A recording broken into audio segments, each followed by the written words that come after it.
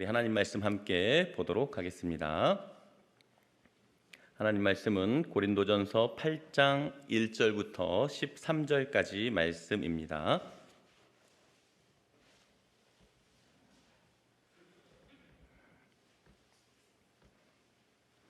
신약성경 271페이지에 나와 있습니다. 제가 하나님 말씀 봉독하겠습니다. 우상의 제물에 대하여는 우리가 다 지식이 있는 줄을 아나 지식은 교만하게 하며 사랑은 덕을 세우나니 만일 누구든지 무엇을 아는 줄로 생각하면 아직도 마땅히 알 것을 알지 못하는 것이요 또 누구든지 하나님을 사랑하면 그 사람은 하나님도 알아주시느니라. 그러므로 우상의 제물을 먹는 일에 대하여는 우리가 우상은 세상에 아무것도 아니며 또한 하나님은 한 분밖에 없는 줄 아노라. 비록 하늘에나 땅에나 신이라 불리는 자가 있어 많은 신과 많은 주가 있으나 그러나 우리에게는 한 하나님 곧 아버지가 계시니 만물이 그에게서 났고 우리도 그를 위하여 있고 또한 한 주 예수 그리스도께서 계시니 만물이 그로 말미암고 우리도 그로 말미암아 있느니라. 그러나 이 지식은 모든 사람에게 있는 것은 아니므로 어떤 이들은 지금까지 우상에 대한 습관이 있어 우상의 제물로 알고 먹는 고로 그들의 양심이 약하여지고 더러워지느니라. 음식은 우리를 하나님 앞에 내세우지 못하나니 우리가 먹지 않는다고 해서 더 못 사는 것도 아니고 먹는다고 해서 더 잘 사는 것도 아니니라. 그런즉 너희의 자유가 믿음이 약한 자들에게 걸려 넘어지게 하는 것이 되지 않도록 조심하라. 지식 있는 내가 우상의 집에 앉아 먹는 것을 누구든지 보면 그 믿음이 약한 자들의 양심이 담력을 얻어 우상의 제물을 먹게 되지 않겠느냐. 그러면 내 지식으로 그 믿음이 약한 자가 멸망하나니 그는 그리스도께서 위하여 죽으신 형제라. 이같이 너희가 형제에게 죄를 지어 그 약한 양심을 상하게 하는 것이 곧 그리스도에게 죄를 짓는 것이니라. 그러므로 만일 음식이 내 형제를 실족하게 한다면 나는 영원히 고기를 먹지 아니하여 내 형제를 실족하지 않게 하리라. 아멘.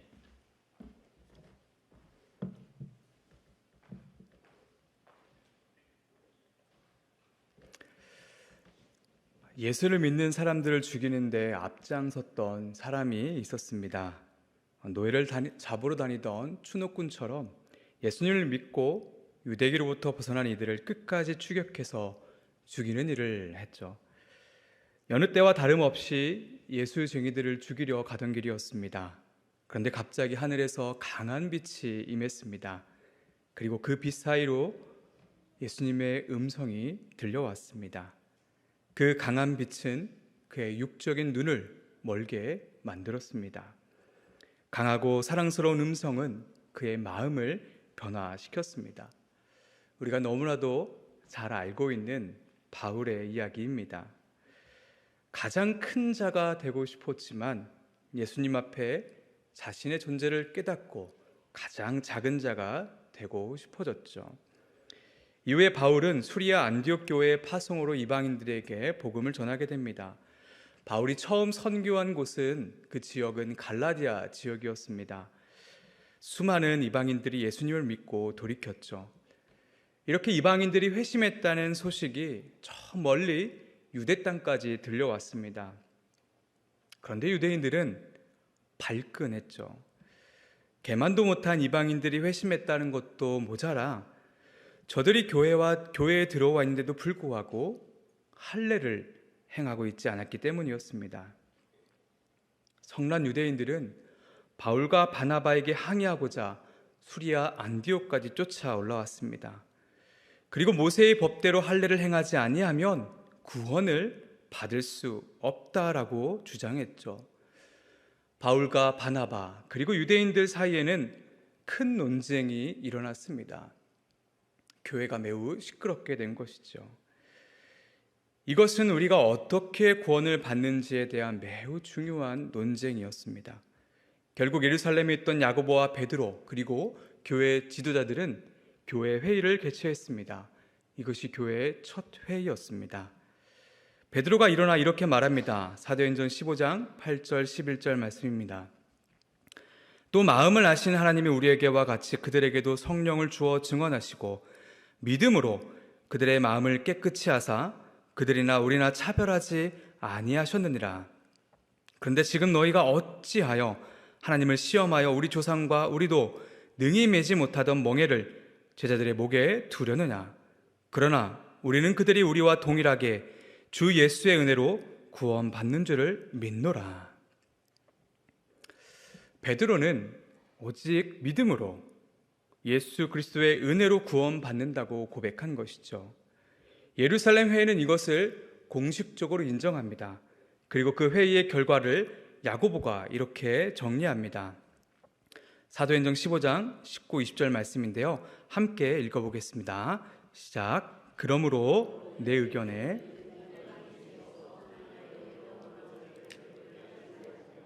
다만 우상의 더러운 것과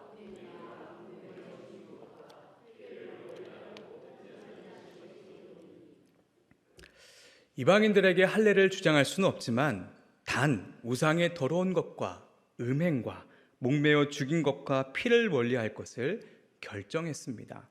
이것이 교회의 첫 공식적인 결정이었습니다. 이후에 바울은 2차 선교 여행을 떠나게 됩니다. 이때 바울은 마게도냐인의 환상을 보고 그리스 지역의 복음을 전하게 되죠. 1년 6개월 동안 고린도 지역에 머물면서 복음을 전했습니다. 고린도 지역에 만연하고 있던 그 우상 숭배들을 보면서 하늘에나 땅에서 신이라 불리는 자들이 있어 많은 신과 많은 주가 있으나 그것은 아무것도 아니며 허상일 뿐이다. 오직 하나님 한 분만이 진정한 신이시며 그분이 우리의 아버지 되신다. 무엇보다 그 하나님과 동등하시고 동일하신 예수 그리스도가 계시며 그분을 통해서 우리는 구원을 받는다 라고 외치며 복음을 전했습니다. 이 진리, 이 지식은 고린도 교회에 새겨졌습니다. 그리고 바울은 예루살렘 회의의 결정 또한 전했겠죠. 우상의 더러운 것과 음행과 목매어 죽인 것과 피를 멀리하라. 이렇게 복음을 전한 바울은 다시 사역을 위해서 예배소 지역으로 떠나게 됐습니다. 고린도 교회가 속한 헬라 문화권에서는 지식과 지혜를 매우 중요하게 생각했습니다. 우리가 잘 알고 있듯이 수많은 철학자들이 그리스 지역에서 활동했습니다. 내가 어떤 지식과 지혜를 갖고 있는지에 따라서 삶의 많은 부분이 결정되었습니다.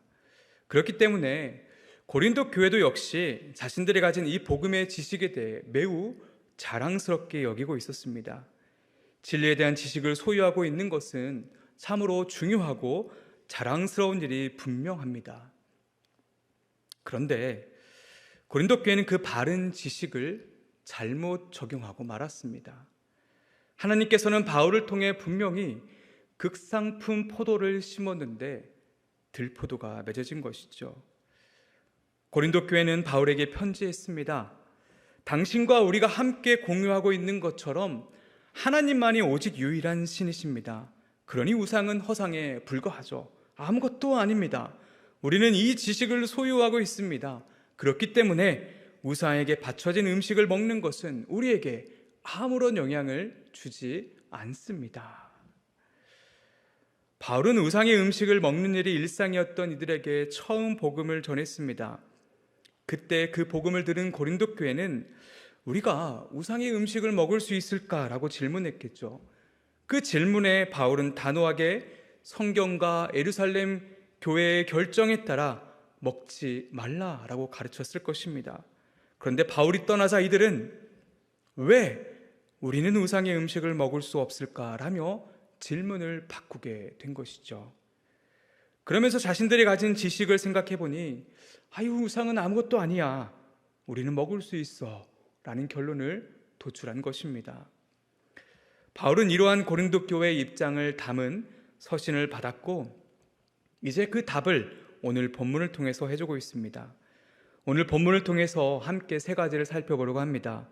첫 번째로 고린도 교회의 모습을 보면서 타협하는 신앙이 무엇인지를 나누고, 두 번째로 타협하는 신앙이 얼마나 무서운 결과를 초래하는지, 그리고 마지막으로 우리가 가져야 할 바른 신앙이란 무엇인지를 함께 나누고자 합니다. 먼저 타협하는 우리의 신앙입니다. 오늘 본문을 접하면서 떠오른 질문이 있습니다. 분명하게 바울을 통하여 바른 지식이 전해졌음에도 왜 고린도 교회는 다시 우상의 음식을 먹는 일에 대해 질문을 하고 있을까라는 질문입니다. 우상의 제물을 먹는 일이 마음에 걸리지 않았다면 사실 질문한 이유가 없을 것입니다. 다시 말해 무언가를 질문한다는 것은 그 안에 불편한 무언가가 있다는 것이고, 그것은 표면적으로 드러나지 않는 어떠한 저희가 있다는 점을 의미합니다. 잘못되었거나 확신이 없는 일에 대한 합리적인 변명이 필요한 것일 수도 있죠. 우리가 11조를 할 때 세전으로 계산할 것인지 세후로 계산할 것인지에 대해서 질문할 때가 있습니다. 세전으로 하자니 너무 많은 것 같고 세후로 하자니 10분의 1이 아닌 것 같습니다. 제가 직장 다닐 때 그랬던 것 같습니다. 사실 세후로 계산하여 11조를 하더라도 후에 연말정산이나 또 종합소득세 신고를 하고 환급받은 금액의 11조를 하면 되는 일이기도 합니다. 세전이든 세후든 중요한 문제가 아니라는 것이죠. 우리 마음의 문제인 것입니다. 기쁨으로 헌금할 수 있느냐가 중요한 기준인데도 불구하고 우리는 우리의 행동에 대한 합리적 변명이 필요하기 때문에 질문을 던지는 것이죠. 고린도 교회인들도 마찬가지였습니다. 당시 고린도 지역에는 오늘날 동호회와 같은 그런 클럽과 길드가 활성화되어 있었습니다. 같은 생업에 종사하거나 특정한 신들을 예배하고자 했던 그 사람들이 모여서 자발적으로 함께 단체를 만들었습니다. 수많은 사람들은 사회적으로 고립되지 않기 위해서 이 길드나 클럽에 가입을 했죠. 그런데 문제는 이러한 단체들에는 종교적 성격이 매우 강했습니다. 그리고 그 모임의 특징은 폭식과 방종이었습니다. 우상을 섬기고 우상의 제물을 먹음으로 우상을 예배하는 모습이 그 안에 있었던 것이죠. 또 개인들은 가끔씩 신전 잔치에 초대를 받기도 했습니다. 우상에게 드려진 제물들을 함께 먹음으로 신들을 숭배했고 그 음식은 늘 종교적인 성격을 띠고 있었습니다. 함께 먹고 함께 음행하며 그와 관련된 신들을 높이는 행위를 그 잔치에서 행했던 것이죠. 심지어 개인의 집에 초대를 받았을 때에도 우상의 제물을 가져와 먹음으로 함께 맹세하고 성공을 기원하고 불운을 피하고자 하는 그러한 의미를 담아 우상을 숭배했다고 합니다. 이러한 우상의 제물을 먹는 일은 우상을 기념하고 예배하는 일이었던 것이죠. 우리가 예수님의 살과 피를 기념하며 행하는 성찬식과 같은 의미였습니다. 사람들의 이러한 모임과 식사는 개인의 사회적 지위와 부 그리고 개인의 전반적인 삶과 매우 밀접하게 관계를 맺고 있었습니다. 고린도 지역의 그리스도인도 마찬가지였습니다. 그래서 자신의 사회적 삶을 위해서는 우상의 제물을 먹고 우상을 기념하는 그 식사 모임에 갈 수밖에 없었던 것이죠. 단순히 음식을 먹는 것이 아니라 음식을 먹는 일에 우상을 예배하는 의미가 담겨져 있다는 점을 알고 있음에도 불구하고 자신들의 그 사회적 삶을 위해 자신들의 신앙을 타협하게 된 것이죠. 바울은 고린도전서 1장에서부터 교회가 세속적인 문화와 혼합되는 점에 대해서 강하게 경계하고 있습니다. 에피쿠로스 학파, 스토아 학파, 우리 한 번쯤 들어봤던 학파들이지 않습니까? 그런 여러 학파로 나누어진 고린도 교회, 고린도 그 지역의 모습이 고린도 교회 안에 스며들어왔습니다. 그래서 바울파, 아볼로파, 게바파, 그리스도파로 나누어져 버렸던 것이죠. 고린도 지역의 음란한 문화는 교회 안으로 들어왔고 교인들은 음행을 행했습니다. 사랑과 용서의 교회가 세상 법정의 형제를 고발하는 일이 빈번해졌습니다.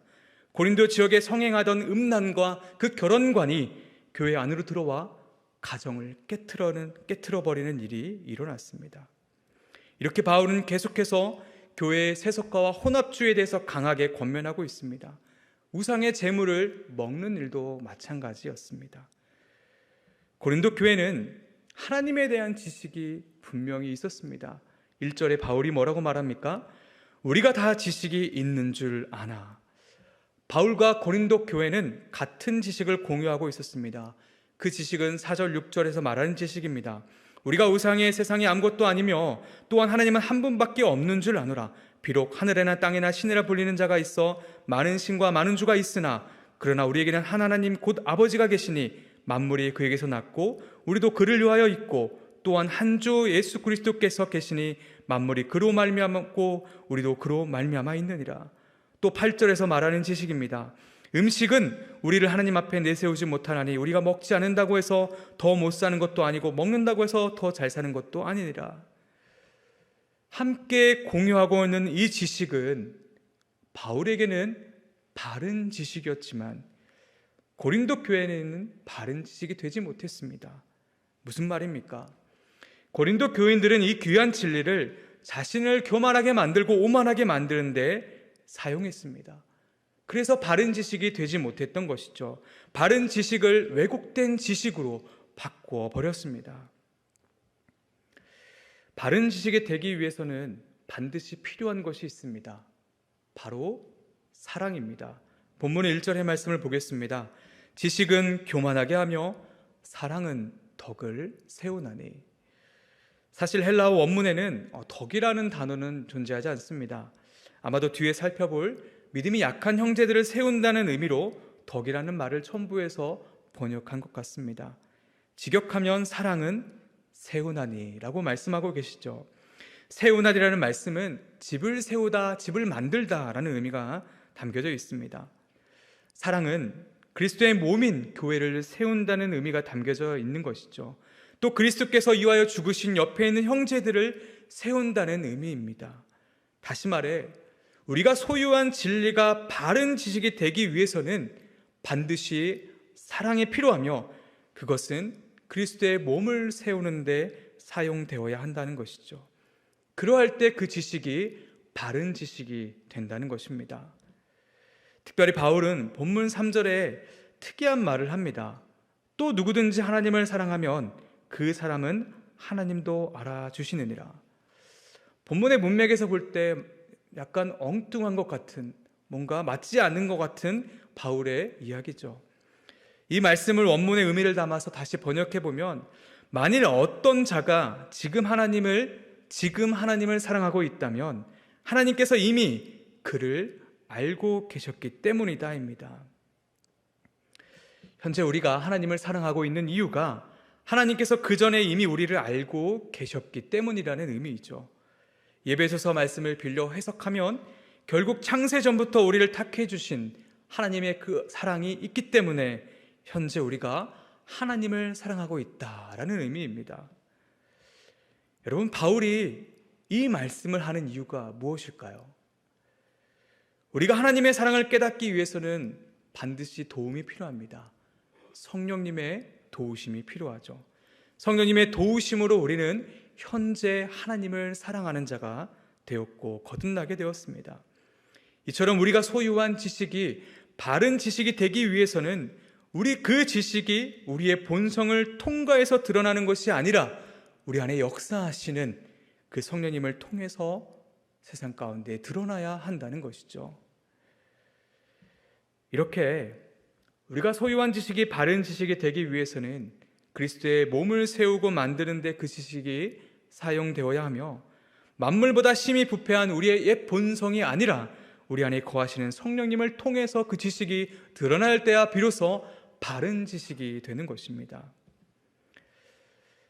안타깝게도 지금 고린도 교인들은 세상의 문화와 타협했습니다. 자신들의 사회적 지위와 명예와 부를 위해 그리고 삶을 위해 우상을 숭배하는 행위를 행했습니다. 주의 잔과 귀신의 잔을 겸하여 마셔 그리스도의 몸을 더럽혔습니다.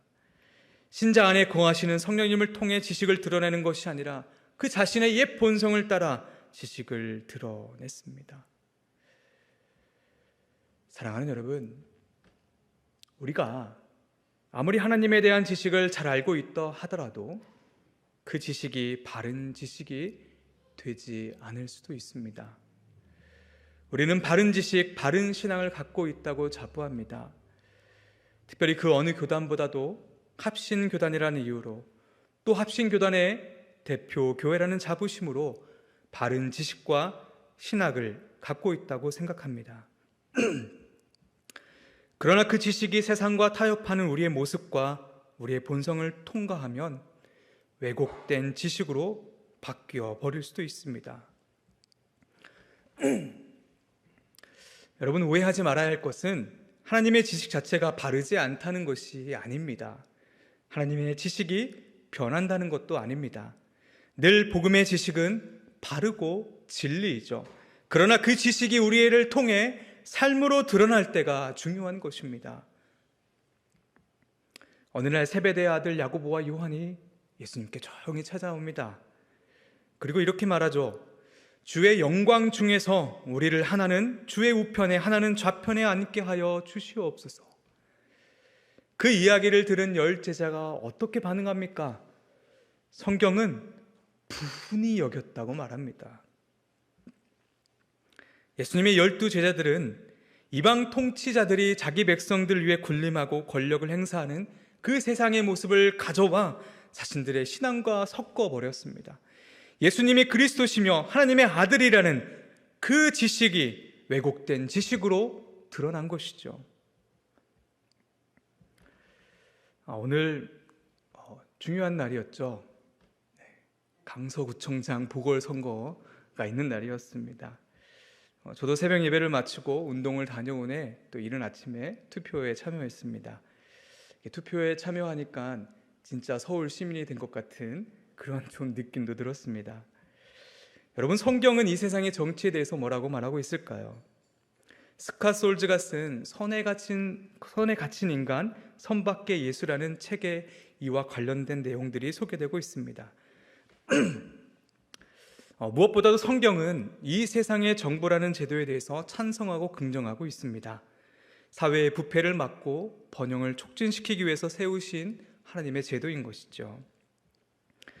예수님께서도 세금을 내셨고 제자들에게도 그러할 것을 권유하셨습니다.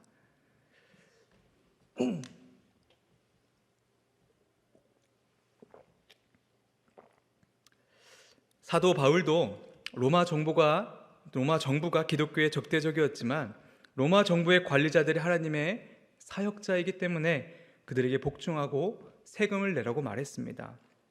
심지어 베드로전서 2장 17절에 공익을 위해 하나님을 두려워하고 로마 황제를 존중하라고까지 권면합니다. 요셉은 애굽의 총리였습니다. 다니엘은 바벨론 느부갓네살 궁전에서 일을 했죠. 느헤미야는 바사의 아닥사스다 왕의 총애를 받는 그러한 관리였습니다. 성경은 분명하게 이 세상의 정부와 정치 제도를 인정하죠. 그런데 여기서부터 문제가 발생합니다. 이 질문을 던지려고 하니까 목이 메이려고 하는 것 같습니다. 여러분은 진보입니까? 보수입니까? 더 자극적으로 질문해 볼까요? 여러분은 더불어민주당입니까? 국민의힘입니까? 이 질문의 답은 개인적인 생각과 성향에 따라 달라집니다. 신자가 어느 한 정당을 지지하는 것이 틀린 것이 아니죠. 다만 이러한 자신의 주관적인 가치 판단을 교회 안으로 갖고 와 서로를 가르는 것이 문제입니다. 성경이 세상의 정치와 정부를 인정하며 하나님께서 통치하시며 다스리신다는 그 바른 지식은 진보냐 보수냐를 외치는 우리 자신을 통과하면서 왜곡된 지식으로 나타나게 되는 것이죠. 예수님께서 분명히 가이사의 존재와 그 정치 제도를 인정한 것은 맞습니다. 그러나 예수님께서는 어느 한 정치적 입장을 전적으로 지지하신 적이 단 한 번도 없으십니다. 예수님께서는 언제나 그분 자신의 편이셨죠. 우리 자신이 진보냐 보수냐가 중요한 것이 아니라 우리가 예수님의 편인가가 중요한 문제인 것이죠. 사실 성경을 보면 예수님만큼 극우보다 더 보수적인 분이 없습니다. 율법의 1.1획도 땅이 떨어지지 아니하리라. 또 예수님만큼 극자보다 더 진보적인 분이 없습니다. 너희들이 세운 성전을 무너뜨리고 내가 사흘 만에 세우리라. 예수님 안에는 그 진보와 보수가 모두가 균형을 이루고 있었습니다. 다시 말해 보수의 가치와 진보의 가치 모두를 포용하는 것이 성경의 바람직한 가치관인 것이죠. 또 예수님께서는 누가복음에 이렇게 말씀하십니다. 너희 소유를 팔아 구제하고 낡아지지 아니하는 배낭을 만들라. 곧 하늘에 둔 바 다함이 없는 보물이니 거기에는 도둑도 가까이 하는 일이 없고 좀도 먹는 일이 없느니라. 너희 보물이 있는 곳에는 너희 마음도 있으리라. 예수님께서는 목숨과 몸을 위하여 염려하지 말라고 말씀하시면서 이 말씀을 해주셨습니다. 우리는 이 지식을 소유하고 있습니다. 그런데 이 지식이 우리가 가져온 세상의 가치관을 통과할 때 왜곡되어 버립니다. 세상의 많은 기관들은 만약을 대비하여 많은 예산을 적립합니다. 그리고 몸집을 키워 안정적인 자산을 확보하는 데 열중하죠. 한 해 예산을 잘 사용하고 남겨서 법인에 적립합니다. 정작 해야 할 일을 못하기도 하고 직원들의 복지 예산을 줄여서 그 예산을 적립하죠. 험난한 세상에 살아남기 위해서 해야 하는 당연한 일입니다. 그런데 이러한 세상의 가치관이 교회 안으로 들어오게 됩니다. 그래서 교회는 여러 명목으로 적립을 하죠. 처음에는 그 이유가 합당해 보입니다. 선교, 장학, 개척 여러 가지 등등으로 인해서 적립을 합니다. 그렇게 교회의 재산은 쌓아져 가는 것이죠. 그런데 어느 순간 그 예산들은 사용되지 않고 은행에 쌓아두는 보물이 되어버립니다. 점점 교회는 대형화가 되어가고 보편교회로서의 역할은 온데간데 사라지고 없어져 버립니다. 개교의 중심으로 재산 쌓기에 돌입해버리는 것이죠. 중세시대의 로마 카톨릭과 다를 바가 없습니다. 너희 소유를 팔아 구제하며 낡아지지 아니하는 배낭을 만들라. 하늘의 보물을 바라봐야 한다는 지식이 우리의 경험과 가치관을 거쳐 왜곡된 지식으로 변해 버린 것입니다. 사랑하는 성도 여러분, 우리가 소유한 하나님의 지식들은 지금 바른 지식입니까? 아니면 왜곡된 지식입니까? 과연 성경의 말씀대로 교회를 세우고 형제를 세우는 사랑으로 그 지식이 드러나고 있습니까? 우리 안에 계시는 성령님을 거치고 계십니까? 아니면 우리의 옛 본성을 거치고 계십니까? 오늘 말씀이 계속 불편할 겁니다. 준비하면서도 굉장히 어려웠습니다. 그런데 말씀이 이러니 또 이렇게 전할 수밖에 없는 것 같습니다. 간절히 원하옵기는 오늘 말씀 앞에 냉정하게 돌아보는 저와 여러분이 됐으면 좋겠습니다. 이제 두 번째로 이렇게 타협하는 신앙이 어떤 결과를 초래하는지를 살펴보고자 합니다. 바울은 10절에 이렇게 말하죠. 지식 있는 네가 우상의 집에 앉아 먹는 것을 누구든지 보면 그 믿음이 약한 자들의 양심이 담력을 얻어 우상의 재물을 먹게 되지 않겠느냐. 교회 안에는 하나님에 대한 지식을 온전히 소유하지 못한 분들도 계십니다. 이들은 아직 믿음이 약하고 우상과 하나님에 대한 지식이 부족하기 때문에 여전히 그 우상의 풍습을 따라 살아가고 있습니다. 그런 그들이 소위 교회의 지도자이며 리더라고 불리는 지식 있는 자들이 우상의 집에서 먹고 있는 것을 보게 되면 그것이 잘못된 것이 아니라고 생각하고 따라가게 된다는 것이죠. 전혀 의식하지 않고 그 전과 같이 우상을 예배하는 행위들을 거리낌 없이 믿음이 약한 자들이 하게 된다는 것입니다. 그렇게 되면 어떻게 되겠습니까? 11, 12절 말씀입니다. 그러면 네 지식으로 그 믿음이 약한 자가 멸망하나니 그는 그리스도께서 위하여 죽으신 형제라. 이같이 너희가 형제에게 죄를 지어 그 약한 양심을 상하게 하는 것이 곧 그리스도에게 죄를 짓는 것이니라. 바울은 매우 강하게 이야기합니다. 믿음이 약한 자가 멸망한다, 파멸한다라고 이야기하죠. 사람의 구원이 타인의 행동과 영향 아래 있지는 않습니다. 그럼에도 바울은 매우 강하게 이야기합니다. 그만큼 형제를 실족하게 하고 그들을 하나님으로부터 멀어지게 만드는 행위가 얼마나 위험한지를 바울이 강조하고 있는 것이죠. 왜 그렇습니까? 그 형제는 그리스도께서 죽음으로 사신 형제이기 때문이고 그 형제가 실족하는 것은 그리스도께 죄를 짓는 것과 같은 것이기 때문입니다. 그래서 바울은 9절에 단호하게 명령합니다. 그런즉 너희의 자유가 믿음이 약한 자들에게 걸려 넘어지게 하는 것이 되지 않도록 조심하라. 본문에 자유라고 번역된 단어는 엑수시아라는 단어입니다. 권세, 권리, 권한, 능력, 능력이라는 뜻을 갖고 있습니다. 지식을 소유한 너희의 말과 행동에는 힘이 있고 타인을 움직일 수 있는 권세가 있다는 것이죠. 하나님의 지식을 소유한 자가 세상의 가치관과 자신의 경험과 타협할 때 자기 자신뿐만 아니라 형제에게까지 영향을 미치게 되는 것입니다. 형제를 무너뜨립니다. 그리스도의 몸을 무너뜨리고 그 지체를 상하게 합니다. 그렇기 때문에 바울이 1절에 지식은 교만하게 하며 사랑은 세우는 것이라는 그 명제를 딱 던져 놓은 것이죠. 사랑하는 성도 여러분, 우리 교회는 지난주부터 개혁주의 기초교리에 대해서 배우기 시작했습니다. 어떤 분들은 이미 배웠을 것이고 새롭지 않을 수도 있습니다. 그래서 이걸 왜 하는지에 대한 의문을 갖고 계신 분들도 계시겠죠. 또 어떤 분들은 내가 이 교리는 동의하지 않는 교리인데 이것을 예배 때 배운다고 하니 불편한 마음을 갖고 계신 분들도 있을 것입니다. 심지어 화성교인이라면 필수 과정이고 심지어 출석 체크를 한다고 하니 더 마음에 불편함을 갖고 계실 수도 있습니다. 지난주에 우리 담임 목사님께서 말씀해 주셨듯이 도르트 회의에서 결정된 이 칼빈주의 5대 교리는 너무나도 중요한 지식이며 너무나도 중요한 진리입니다. 이것은 우리가 늘 다시 생각하고 또 다시 생각하며 마음에 새겨야 할 진리인 것이죠. 어쩌면 교리라는 이유로 거부감이 드실 수도 있습니다. 그러나 가장 성경적이며 성경에서 말하는 가장 중요한 진리를 뽑아낸 것입니다. 모든 교리는 성경을 토대로 만들어지죠. 만약 교리가 성경과 다르다면 우리는 반드시 다시 개혁하고 바꿔야 합니다. 그런데 이 5가지 교리는 변하지 않는 성경적 진리입니다.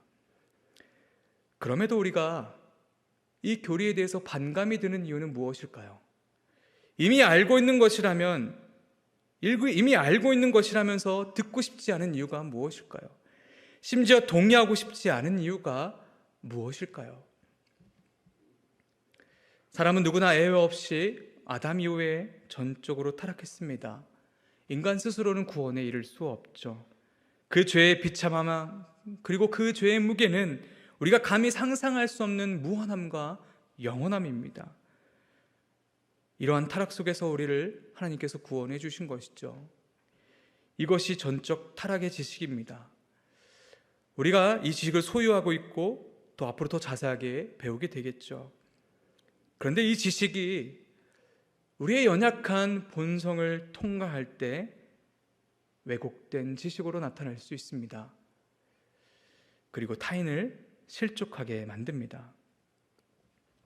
우리는 누군가가 잘못하면 비판하고 험담하는데 그 누구보다 빠릅니다.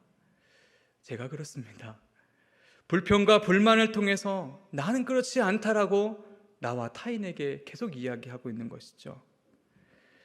보통 많은 교회에서 성도님들이 봉사하기를 꺼려하는 곳이 있습니다. 그 중에 대표적인 것이 식당이 아닐까 생각이 들고 또 다른 곳이 방송실이지 않을까 생각이 듭니다. 방송실에서 자막을 하거나 영상을 맡은 분들이 자주는 아니지만 가끔 실수를 합니다. 때로는 준비가 미흡할 수도 있습니다. 전문적으로 이 일을 하면서 먹고 사는 분들이 아니라 조금이라도 교회와 예배를 위해 섬기려고 하는 분들이기 때문이죠. 실수가 있을 때 뭔가 좀 부족해 보일 때 그것을 보는 분들이 어떻게 반응하고 있습니까? 전적 타락이라는 지식이 왜곡되어 삶에 나타나게 되는 것이죠. 지난 여름에 전국 여전도 연합회 수련회에 찬양으로 섬기게 되는 기회가 있었습니다. 그때 동성애에 대한 강의를 좀 듣게 되었는데요. 우리는 동성애를 분명히 반대합니다. 그런데 문제는 그 동성애자들을 혐오하고 싫어한다는 데 있습니다.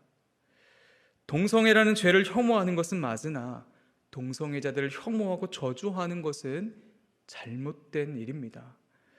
그들의 죄나 우리들의 죄나 모두 하나님 앞에서 똑같은 죄입니다. 그들도 우리도 모두 구원받아야 할 하나님의 형상을 닮은 자들인 것이죠. 전적 타락이라는 지식이 우리의 본성을 통과할 때 비난과 불평과 불만으로 상대방의 죄에 대한 혐오로 드러날 때가 있습니다. 그것을 지켜보는 믿음이 연약한 분들은 똑같이 행할 것이며 그들의 믿음이 실족하게 되는 것이죠. 나머지 교리들도 마찬가지입니다. 무조건적인 선택, 제한적인 구속, 불가항력적인 은혜, 성도의 견일이라는 지식들을 가진 자들이 세상의 가치관으로 타협하는 순간 그 지식은 바른 지식이 되지 않습니다. 형제의 믿음을 실족하게 만듭니다. 그렇기 때문에 그런 모습을 봤는지 교리 교육에 대한 반감이 생기고 이를 알고 있다며 거부하고 싶어지는 것인지도 모르겠습니다. 이러한 지식들이 사랑으로 우리 안에 계신 성령님을 통하여 우리 삶에 드러나야 하는 것이죠. 제가 존경하는 목사님이 한 분 계십니다. 물론 우리 이윤수 목사님도 제가 존경하지만 또 다른 분을 예를 들기 위해서 또 제가 존경하는 목사님 중에 또 한 분이 계시는데, 그분은 미국 칼빈 신학교에서 리차드 멀러라는 교수님 밑에서 박사학위를 받으셨습니다. 지금 합신에서 가르치는 교수님들의 선생이죠. 그 리차드 멀러라는 분이 베스트 오브 베스트라는 그렇게 칭할 정도로 매우 뛰어난 분이십니다. 그 누구보다 개혁주의 신학에 정통한 분이시고 또 그분과 저는 5년 넘게 동역을 했습니다. 그런데 이제 와서 생각을 해보니 그분의 입술을 통해서 개혁주의라는 말을 들어본 적이 없습니다. 물론 신학교에서 강의하실 때는 사용하셨겠죠. 그러나 목회 현장이나 다른 이들을 대할 때, 또 다른 교단의 사람들을 대할 때 개혁주의라는 말을 쓰면서 강조하신 것을 들은 적이 없습니다. 철저한 개혁주의 신학이라는 지식을 삶으로 그저 살아내고 계셨던 것이죠. 자신에게는 철저하면서 타인에게는 따뜻하고 타인을 포용하며 개혁주의의 이 5가지 교리를 사랑으로 보여주셨던 것입니다. 사랑하는 성도 여러분, 우리가 가진 지식이 믿음이 연약한 자를 실족하게 하고 있다면 우리가 가진 지식은 우리 때문에 왜곡된 것입니다. 합신의 3대 구호가 있습니다. 바른 신학, 바른 교회, 바른 생활입니다. 바른 신앙만을 강조하고 있지 않습니다. 이 3가지가 모두 균형 있게 우리에게 있어야 하는 것이죠. 우리는 지금까지 타협하는 신앙이 무엇인지, 그리고 신앙이 초래하는 결과가 무엇인지를 나눴습니다. 이제 마지막으로 그렇다면 우리가 가져야 할 그 바른 신앙은 과연 무엇인가라는 것을 나누고 말씀을 정리하겠습니다. 13절 말씀입니다. 그러므로 만일 음식이 내 형제를 실족하게 한다면 나는 영원히 고기를 먹지 아니하여 내 형제를 실족하지 않게 하리라. 바울의 이 결단이 여러분 놀랍지 않습니까? 영원히 고기를 먹지 않겠다고 말합니다. 바울의 이 고백을 더 구체적으로 나타낸 구절이 갈라디아서 2장 20절이라고 생각합니다. 내가 그리스도와 함께 십자가에 못 박혔나니 그런즉 이제는 내가 사는 것이 아니요 오직 내 안에 그리스도께서 사시는 것이라. 이제 내가 육체 가운데 사는 것은 나를 사랑하사 나를 위하여 자기 자신을 버리신 하나님의 아들을 믿는 믿음 안에서 사는 것이라. 사랑하는 성도 여러분, 우리가 가져야 할 바른 신앙은 결국 자기 부인의 신앙입니다. 내가 죽고 예수 그리스도가 사는 그런 신앙인 것이죠. 그러할 때 우리가 가진 지식은 교만으로 드러나는 것이 아니라 사랑으로 그리스도의 몸을 세우며 형제를 세우며 온 세상에 그 지식이 바른 지식으로 드러날 수 있게 되는 것입니다. 이제 말씀을 정리하겠습니다. 하나님에 대한 지식들을 매일매일 갈고 닦아야 합니다. 진리의 더 깊은 차원으로 우리는 들어가야 합니다. 더욱더 치열하게 성경의 진리의 조각들을 찾고 찾아서 우리 가슴에 새기고 소유해야 하는 것이죠. 목회자뿐만 아니라 우리 모두가 그리스도의 장성한 분량에 이를 때까지 해야 할 사명과도 같은 일입니다. 바른 지식이 없으면 바른 생활도 바른 교회도 없기 때문입니다. 사랑하는 성도 여러분, 지식과 사랑은 나누어지지 않습니다. 지식은 악하고 사랑은 선한 것이 아닙니다.